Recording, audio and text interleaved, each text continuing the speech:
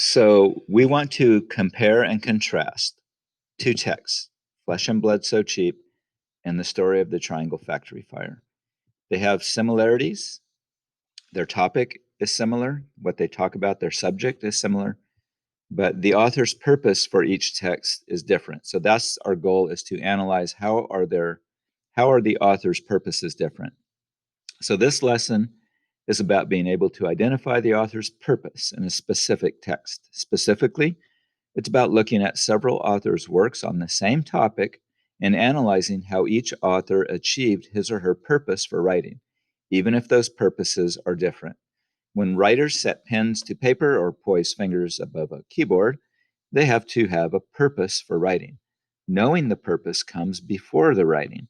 Your job as a reader, then, is to involve yourself in the author's writing so that you recognize the purpose for writing and make decisions about the information you are reading. In other words, does the text give you the best information for your purposes? Finding the author's purpose. Most writing is intended to inform, explain, persuade, entertain, or describe.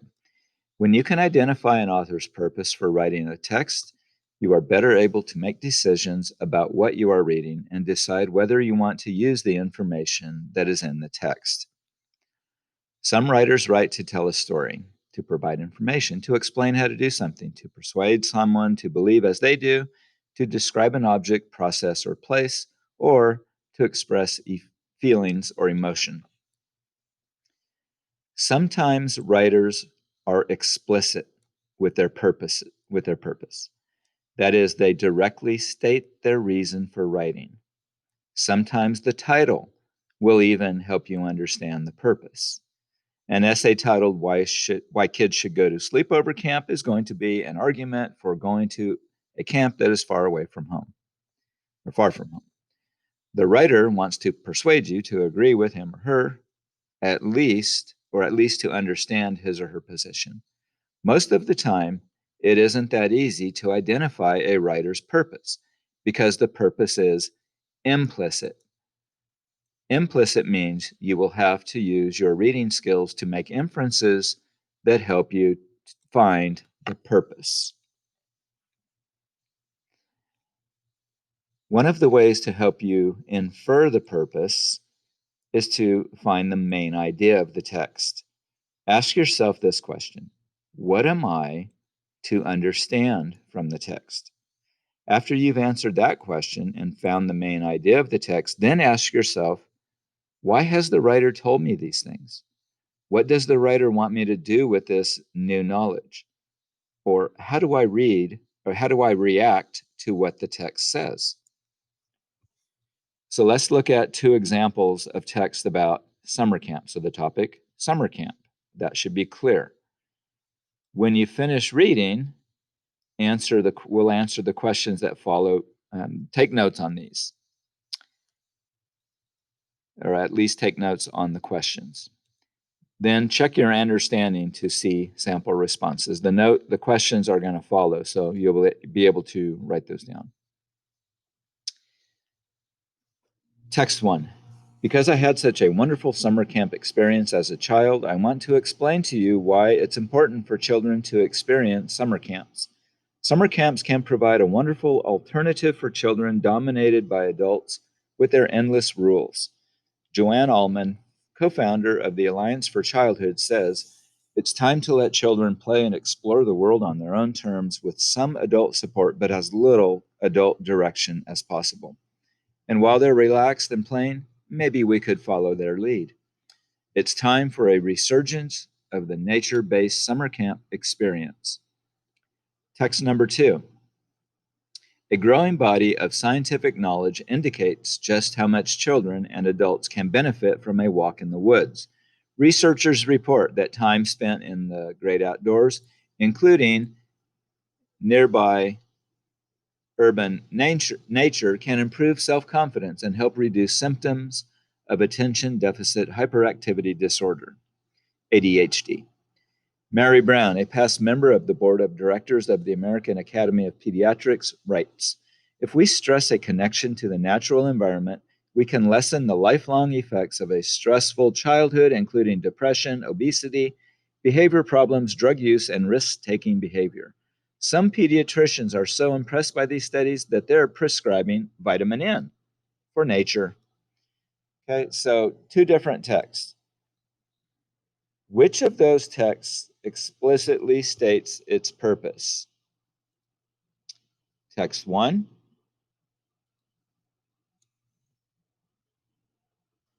is the main idea explicitly stated, or the purpose, which is related to the main idea, explicitly stated. If it is, make note of it. Does text 2 explicitly state the purpose? And then identify what is the main idea of the first text, and then the purpose. Then the main idea of the second text, and then the purpose. Question 5 here says, why is the writer telling the reader this information? That kind of begs the question, what is the purpose? So if you can understand why the writer is giving you that information, you're on the way to understanding the purpose, the author's purpose of writing that essay. Okay, so let's move on to the next part.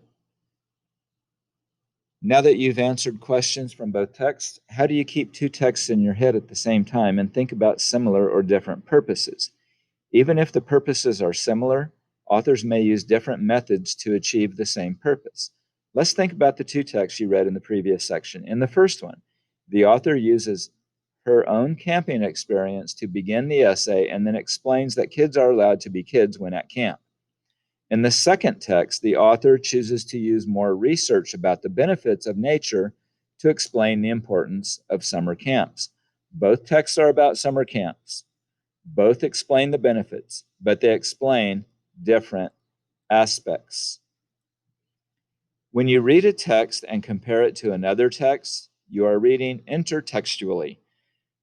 That is, connecting your reading to other texts adds value because you're connecting what you're reading to more information about the same topic. How do you do this as you're reading? You start by having a conversation with yourself about other texts you have read previously that connect to the text you're reading currently.